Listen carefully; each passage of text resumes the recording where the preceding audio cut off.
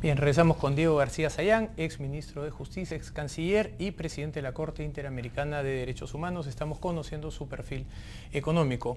En el anterior segmento te preguntaba sobre la aceleración de la reducción de la pobreza en el Perú. Tú mencionabas al Estado como un Estado básicamente ineficiente, que estaba de alguna manera todavía siendo pues un elefante, que es como muchos de nosotros lo vemos. ¿Hasta qué punto tú no crees que el Estado no ha sido capaz de hacer las reformas que permitan que sean los privados los que puedan generar ese desarrollo individual en base a su propia búsqueda de fines personales? Mira, yo creo que hay muchas cosas que han ido ocurriendo más allá de la decisión del Estado. O sea, el crecimiento de una economía pujante que tiene pues su símbolo en Gamarra, ¿no?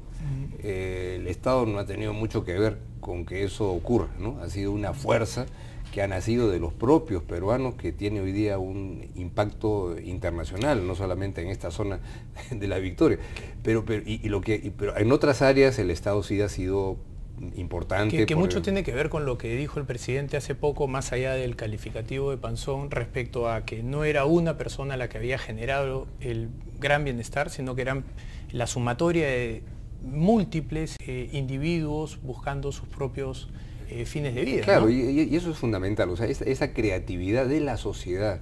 El inversionista no es el señor billetón que tiene millones, el inversionista es gente de todo nivel social, con una fuerza y un dinamismo. También el billetón, pero claro. También, pero ese dinamismo muy... Y luego, naturalmente, el Estado ha fijado reglas en determinadas áreas de la economía que sin duda han contribuido a la inversión en el sector minero, en el sector energético, en la agricultura de exportación de la costa. Pero cuando eso empieza ya a tener una dinámica de efectos importantes, ¿no? Encuentras una serie de situaciones en donde una acción más inteligente y eficiente del Estado aparece como una necesidad subsidiaria. Por ejemplo, la conflictividad social en torno a la inversión minera, tú sientes, te das cuenta que el Estado no está preparado, que no sabe cómo manejar esta situación, y eso no es monopolio del Perú. En 16 países de América Latina hay una situación parecida, pero hay que ayornarse, hay que ver cómo se hacen mejor las cosas, los mecanismos de consulta previa, que no caigan como un presente griego, sino asumirlos como un deber del Estado, y como hay elecciones municipales, hay consulta previa. Y luego en la inversión en la costa, también tú ves que en determinados momentos ya una acción más eficiente del Estado es necesaria, por ejemplo, para la regulación del agua en el valle de Ica, ¿no? Donde hay problemas ya serios de la capa freática que se está alejando cada vez más. Y por encima de las disposiciones legales que dicen ya basta, se siguen perforando los pozos y el Estado no tiene la capacidad de decir, perdón, aquí hay un tema de mediano plazo que es de interés no de uno u otro exportador de espárragos, sino de todos los agricultores. Tú mencionaste del valle, ¿no? En el anterior segmento también tu formación en los 70s. ¿Podrías describirnos cómo fue y sobre todo a lo que quisiéramos apuntar es a cómo a partir de esa interpretación explicas el proceso que se dio económicamente a partir de los 90s? Miren, en los 70 muchos de la juventud universitaria de ese entonces teníamos una visión pues de un nivel de simplismo sobre las soluciones de los problemas sociales en el mundo, no solamente en el Perú, en donde el estatismo era obviamente la receta mágica, ¿no?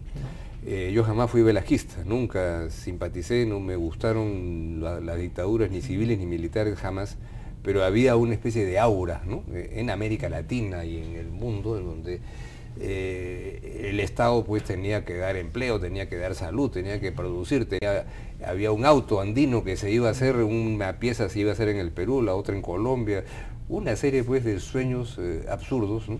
Y cuando te diste cuenta que con la experiencia que eso no funcionaba, ¿no?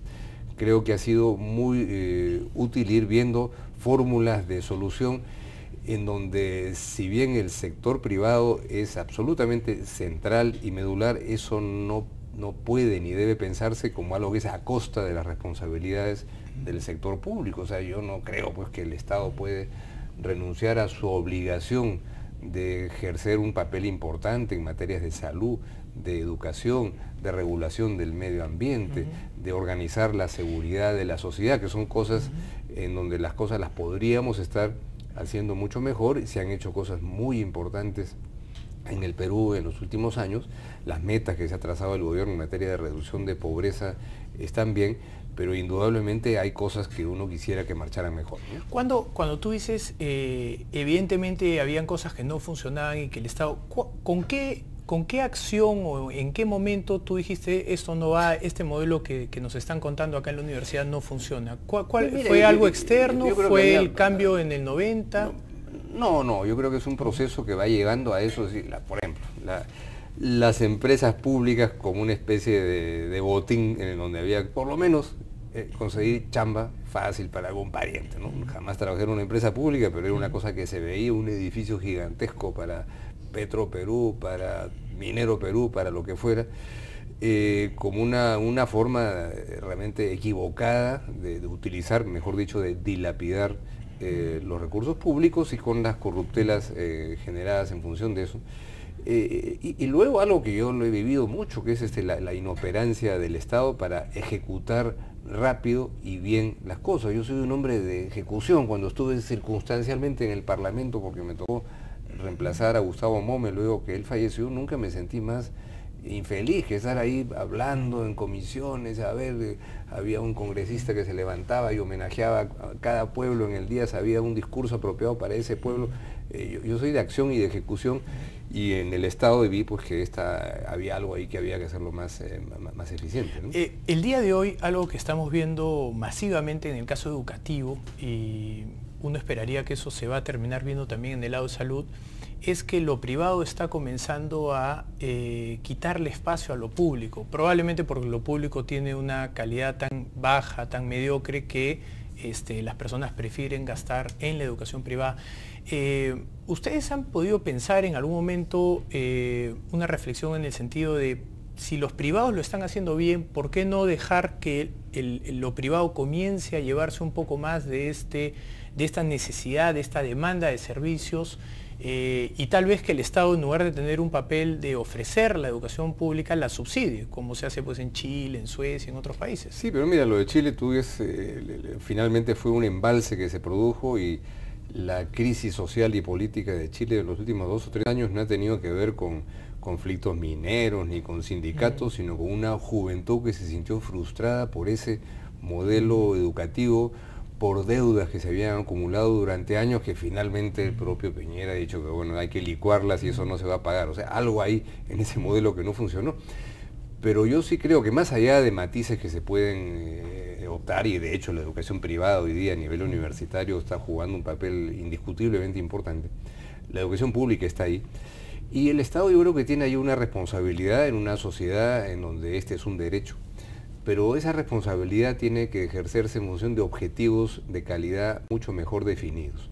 A mí me parece francamente una ilusión pensar en un esquema de calificación y de perfeccionamiento de los maestros in general, es decir, vamos a calificar a todos los maestros. Eso no se puede hacer. Esa reforma para ti tiene una Corea visión del Sur, de mejor en calidad. Taiwán lo hicieron por etapas. Bueno, abordemos la educación primaria durante los próximos 10 años, una educación primaria de calidad, y lo demás que siga como está, ¿no? ¿Esta reforma, en tu visión, tiene alguna posibilidad de cambiar la calidad educativa? Yo estoy convencido que se puede mejorar la calidad educativa. Hay países de América Latina donde... ¿Con este esquema? O sea, me refiero básicamente partiendo por lo que tenemos de capital humano en el profesorado. Bueno, ¿no? Son 250.000 hay que mejorarlo. sindicalizados en el SUTEP. Es cierto, pero no podemos pensar en que a esos 250.000 los vamos a calificar a todos a la vez. Hay que abordarlo por etapas, ¿no? Con incentivos de ascenso y de remunerativos adecuados, ¿no? Y no pensar en que vamos a mejorar la calidad de los profesores en 5 o 10 años. No es que todos los huevos hay que ponerlos en esa canasta, porque hoy día el desmejoramiento de la calidad del sector público hace que incluso mucha gente de muy bajos ingresos haga lo indecible por poner a sus hijos en colegios privados, no necesariamente porque sean mejores esos colegios privados, porque es un colegito de la esquina, pero como pero en el promedio tienen mejores viste mejor, resultados en calidad, ¿no? Es posible, ¿no? Pero yo creo que la educación pública es un tema que no es renunciable, no es un dogma, ¿no? Pero la gente va, los colegios están ahí, está la infraestructura, y por supuesto que eso se puede compartir perfectamente con opciones en el sector privado, ¿no? Bien, vamos a hacer una segunda pausa, regresamos con Diego García Sayán. Regresamos.